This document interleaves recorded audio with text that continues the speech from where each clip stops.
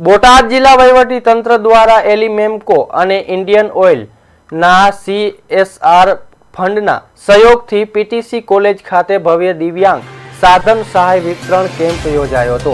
કેન્દ્રીય રાજ્યમંત્રી નીમુબેન બાંભણિયાના અધ્યક્ષસ્થાને યોજાયેલા આ કાર્યક્રમમાં 315 દિવ્યાંગ લાભાર્થીઓને કુલ 629 જેટલા વિવિધ સહાયક ઉપકરણો એનાયત કરવામાં આવ્યા હતા, જેમાં મોટર ચાલિત ટ્રાયસાયકલ, વ્હીલચેર, શ્રવણ યંત્રો અને કૃત્રિમ અંગોના સમાવેશ થાય છે। આ પ્રસંગે મંત્રીશ્રીએ જણાવ્યું હતું કે વડાપ્રધાન નરેન્દ્ર મોદીના નેતૃત્વમાં દિવ્યાંગો પ્રત્યે સમાજનો દ્રષ્ટિકોણ બદલાય છે અને સરકાર તેમની જરૂરિયાતો સમજીને સહાયમાં 3 ગણો વધારો કરી રહી છે।